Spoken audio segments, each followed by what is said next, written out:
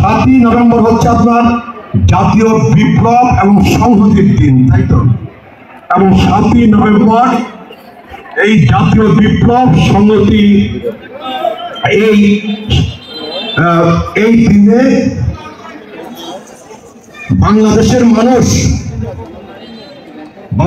মানুষ আমরা আমাদের স্বাধীনতাকে রক্ষা করবার শপথ গ্রহণ করছি, আমাদের সার্বভৌমত্বকে রক্ষা করবার শপথ গ্রহণ করছি। বাংলাদেশের মানুষ আমরা বিদেশি তাবেদারদের কবল থেকে বাংলাদেশকে হেফাজত করবার শপথ গ্রহণ করছি। আগ্রাসনের বিরুদ্ধে আমরা শপথ গ্রহণ করছি, আধিপত্যবাদের বিরুদ্ধে আমরা শপথ গ্রহণ করছি। বাংলাদেশকে স্বাধীন সার্বভৌম মর্যাদাশীল রাষ্ট্র বিনির্মাণের শপথ গ্রহণ করছি শহীদ প্রেসিডেন্ট জিয়াউর রহমানকে সামনে নিয়ে।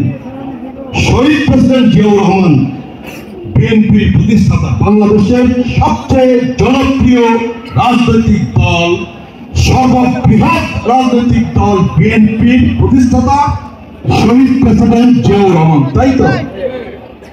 যেই দল আমরা করি, বাংলাদেশি জাতীয়তাবাদের ভিত্তিতে যেই দল, ধর্মীয় মূল্যবোধের ভিত্তিতে যেই দল, সেই দল হচ্ছে বিএনপি। 19 দফা কর্মসূচিকে সামনে নিয়ে যে দল, বর্তমান সময়ে 31 দফা কর্মসূচিকে সামনে নিয়ে যে দল, দেশনেত্রী বেগম খালেদা জিয়ার যেই দল, জনাব তারেক রহমানের যেই দল, শাহ মোহাম্মদ খলিফা চিশতির যেই দল, মরহুম রাষ্ট্রপতি আব্দুল সালাম তালুকদারের যেই দল, আমরা সেই দল, বাংলাদেশের সর্ববৃহৎ সবচেয়ে জনপ্রিয় রাজনৈতিক দল বিএনপি।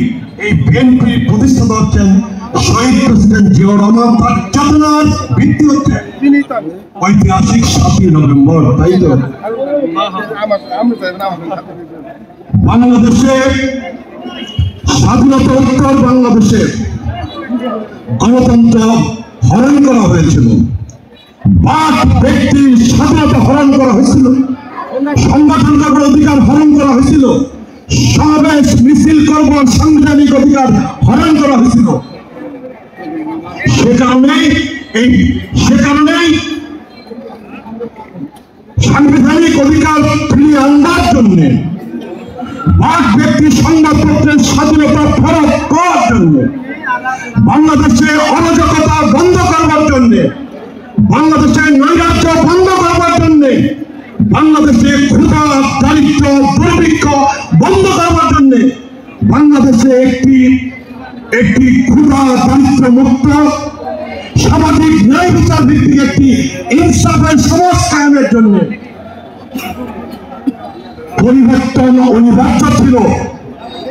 এবং সেই পরিবর্তনের ধারাবাহিকতায় 1975-এর 7ই নভেম্বরে সিপাহী জনতা ভাই ভাই এই আওয়াজ তুলে বাংলাদেশে যেই বিপ্লব সংগঠিত হয়েছিল, সেই বিপ্লবের মধ্য দিয়ে আমাদের দলের প্রতিষ্ঠাতা শহীদ প্রেসিডেন্ট জিয়াউর রহমান বাংলাদেশের রাষ্ট্রীয়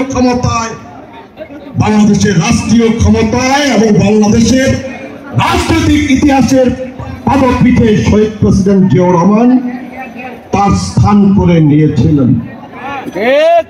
শহীদ প্রেসিডেন্ট জিয়াউর রহমানকে বলে, ইতিহাস বলে যে বাংলাদেশের ত্রাণকর্তা হচ্ছেন শহীদ প্রেসিডেন্ট জিয়াউর রহমান।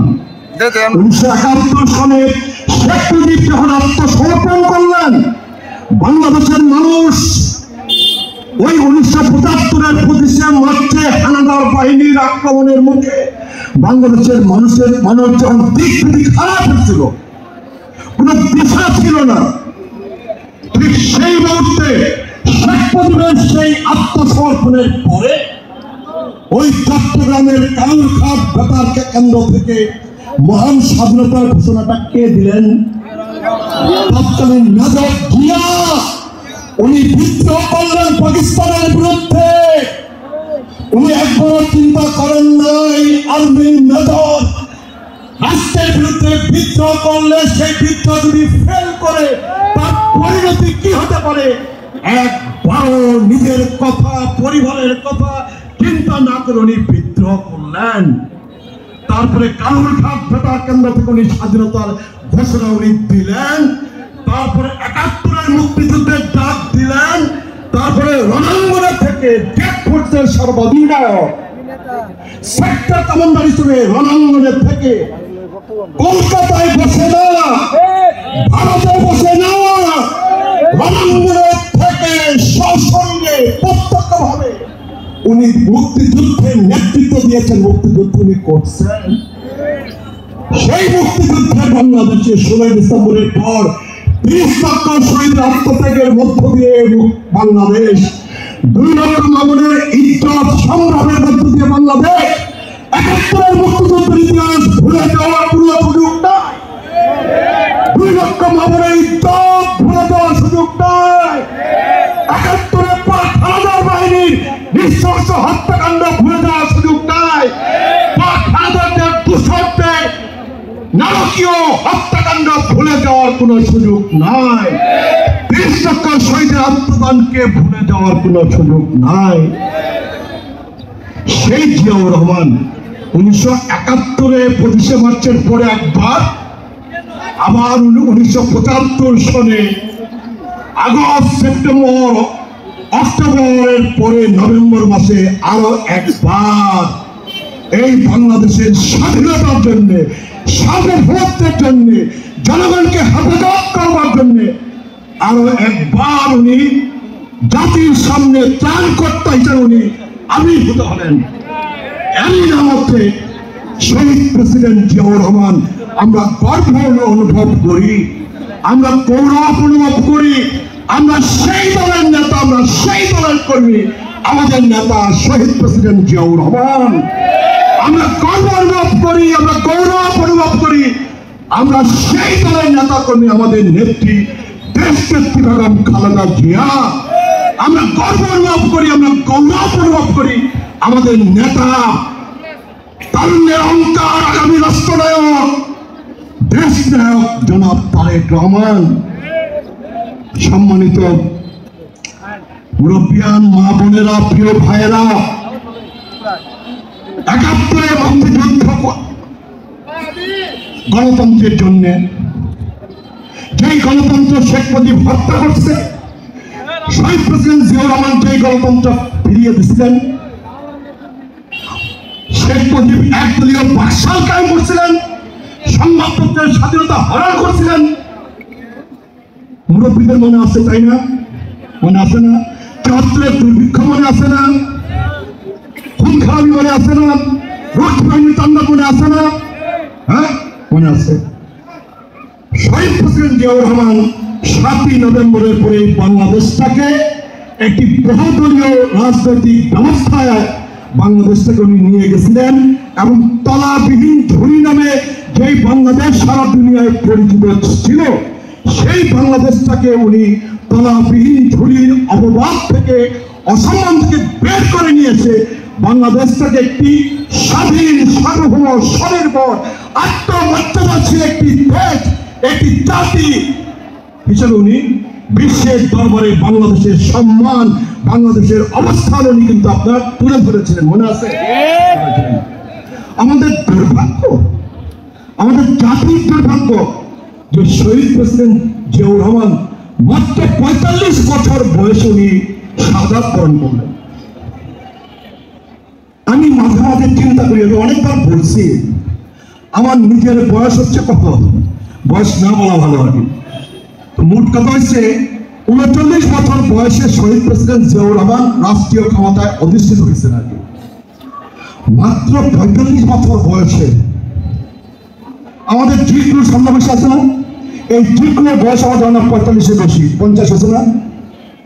দাঁড়াতে এই জিকুর বয়স ৫০-এর বেশি, তার মানে মাত্র ৪৫ বছর বয়সে একজন ইয়াং তরতাজা যুবক তরুণ, সেই বয়সে তাকে চট্টগ্রামের সার্কিট হাউসে ঘাতকদের হাতে নৃশংসভাবে তাকে মৃত্যুবরণ করতে হয়েছে, শাহাদাত বরণ করতে হয়েছে। তারপরে ইতিহাস, একসাথে সামরিক শাসনের ইতিহাস, শাসনের ইতিহাস, দেশনেত্রী বেগম খালেদা জিয়ার ইতিহাস, ছাত্র আন্দোলনের ইতিহাস, গণ আন্দোলনের ইতিহাস, স্বৈরাচারের পতনের ইতিহাস, ৯০-এর ছাত্র গণঅভ্যুত্থানের ইতিহাস, এবং 90-এর ছাত্র গণঅভ্যুত্থানে আমি একজন কর্মী ছিলাম, সংগঠক ছিলাম, আপনারা সবাই কম বেশি জানেন। আমি স্বৈরাচারী এরশাদ সরকারের পতন ঘটাইছিলাম বাংলাদেশের গণতন্ত্র কায়েম করবার জন্য, গণতন্ত্র প্রতিষ্ঠা করবার জন্য, ভোটের অধিকার, ভোটের মাধ্যমে সরকার গঠন, ভোটের মাধ্যমে সরকার বদলের অধিকার কায়েম করবার জন্য। কিন্তু সেটাও আপনার 1990 আমরা 1991 জাতীয় সংসদ নির্বাচনের মধ্য দিয়ে দেশনেত্রী বেগম খালেদা জিয়াকে সরকার গঠন করবার সুযোগ দানের মধ্য দিয়ে সেই যাত্রা আমরা শুরু করলাম। কিন্তু সেই যাত্রা পথকে বেশি দূর অগ্রসর করে নিয়ে যাওয়া সম্ভবপর হলো না। তারপরে নানা পথ পরিক্রমায় 2008-এর নির্বাচন, ভারতীয় চক্রান্ত, মঈনুল আহমেদের চক্রান্ত, ফখরুদ্দিনের চক্রান্ত, সেই চক্রান্তের নির্বাচন হয় 2008-এর নির্বাচন, যেই নির্বাচনে আমি ধানের শীষ নিয়ে নির্বাচন করছিলাম, মনে আছে আপনাদের? তারপরে তত্ত্বাবধায়ক সরকার বাতিল করে দেওয়া হলো। যেই তত্ত্বাবধায়ক সরকারের দাবিতে আমরা আন্দোলন করছিলাম, এরশাদের পতন ঘটাইছিলাম, যে নির্দলীয় নিরপেক্ষ তত্ত্বাবধায়ক সরকার অধীনে বাংলাদেশে অবাধ নিরপেক্ষ সুষ্ঠু নির্বাচন দিতে হবে, এই দাবি একটা দাবিতে আমরা এরশাদের পতন ঘটাইলাম। যেই তত্ত্বাবধায়ক সরকারের দাবিতে 1991-এর পরে 94 থেকে 96 2 বছর আওয়ামী লীগ, জামাত, তারা সবাই মিলে, জাতীয় পার্টি সবাই মিলে বাংলাদেশে আপনার আন্দোলন করলো, 173 দিন হরতাল করলো, জ্বালাও পোড়াও ভাঙচুর তাণ্ডব করলো। দেশনেত্রী বেগম খালেদা জিয়া যে তত্ত্বাবধায়ক সরকারের দাবি মেনে নিল, 96 সনে তত্ত্বাবধায়ক সরকার অধীনে নির্বাচন, 2001-এ নির্বাচন, 2008-এর সেই চক্রান্ত নির্বাচনের পরে আওয়ামী লীগ 2014 আগে বুঝতে পারলো যে তত্ত্বাবধায়ক সরকারের অধীনে নির্বাচন হইলে 2014 নির্বাচনে আওয়ামী লীগের আর ক্ষমতায় ফিরে আসবার, টিকে থাকবার কোনো সুযোগ নাই। এইটা বুঝতে পেরে তারা কি করলেন, তত্ত্বাবধায়ক সরকারের ব্যবস্থা বাতিল করে দিয়ে দলীয় সরকারের অধীনে নির্বাচনের ব্যবস্থা চালু করে 14-তে ভোট নাই, 18-তে ভোট নাই, 24-এ ভোট নাই। তারা বাংলাদেশে হত্যা করে, খুন করে, মামলা দিয়ে হামলা করে, গ্রেফতার করে, নির্যাতন করে টানা 15-16 বছর তারা ক্ষমতায় থাকলো, তাই না মুরব্বী? তারা মনে করছিল মানুষ হত্যা করে, মানুষ খুন করে, মানুষ গুম করে, জোর করে, জবরদস্তি করে, মামলা দিয়ে গ্রেফতার করে, নির্যাতন করে, বছরের পর বছর, যুগের পর যুগ ক্ষমতায় টিকে থাকা যাবে, মস্তক আগলে রাখা যাবে। কিন্তু সবকিছুরই একটা শেষ আছে, আল্লাহ পাকেরও একটা ফয়সালা আছে, এবং সেই ফয়সালাই কিন্তু বাংলাদেশে, কিন্তু সেই ফয়সালাই কিন্তু আপনার গত 5ই আগস্টে সেই ফয়সালা কিন্তু আল্লাহ পাকের তরফ থেকে বাংলাদেশের জমিনে আপনার সংগঠিত হয়েছে। কথা ঠিক না? অনেক রক্ত ঝরছে, অনেক জীবন গেছে, প্রায় 2000-2500 ছাত্র, তরুণ, যুবক তারা জীবন দিচ্ছে, অনেকে পঙ্গু হয়ে গেছে, অনেকে অন্ধত্বকরণ করছে, প্রায় 50,000 ছাত্র, যুবক, জনতা তারা আহত, তারা হাজার হাজার এখনো ঢাকায়, সারা বাংলাদেশে তারা হাসপাতালে তারা মৃত্যুর সাথে পাঞ্জা লড়ছে। প্রতিদিনই হাসপাতালে মৃত্যুবরণের খবর আমরা পাই, আর মৃত্যুর যে তালিকা, শহীদের যে তালিকা, সেই তালিকা প্রতিদিনই দীর্ঘ থেকে দীর্ঘতর হচ্ছে, তাই না?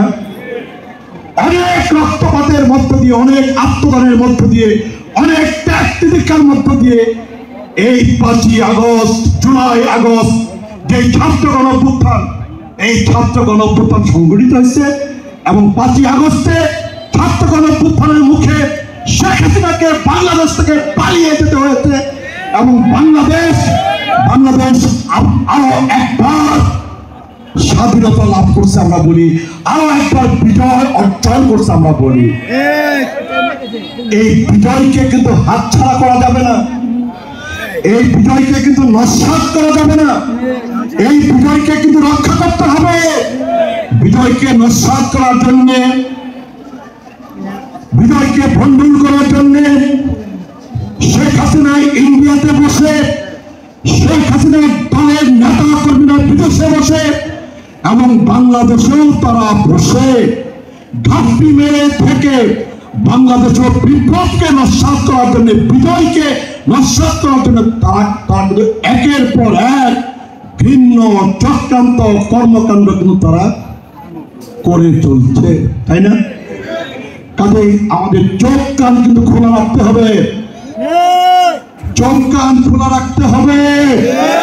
এত আত্মদানের মধ্য দিয়ে, এত রক্তপাতের মধ্য দিয়ে যে বিজয় আল্লাহ পাকের তরফ থেকে আমরা অর্জন করেছি, আল্লাহ পাকের কাজ আমাদের মধ্য দিয়ে যে বিজয় অর্জিত হয়েছে, এই বিজয়কে হাতছাড়া করা যাবে না, হাতছাড়া হতে দেওয়া যাবে না। আওয়ামী লীগের সকল চক্রান্ত, আওয়ামী লীগের সকল ষড়যন্ত্র মোকাবেলা করে জনগণকে পাশে নিয়ে, জনগণকে সাথে নিয়ে এই বাংলাদেশে আমরা গণতান্ত্রিক বাংলাদেশ বিনির্মাণের যে আমাদের যে লক্ষ্য, সেই লক্ষ্যে আমরা এগিয়ে যাব, তাই না?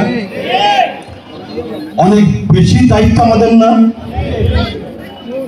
আপনারা যে সবাই বক্তৃতা করলেন যে আগামী নির্বাচন, এবং আগামী নির্বাচনে আপনারা মুস্তাফিজুর রহমান বাবুলকে আপনারা এমপি বানাবেন, বিপুল ভোটের ব্যবধানে এমপি বানাইতে চান। কেউ কেউ আবার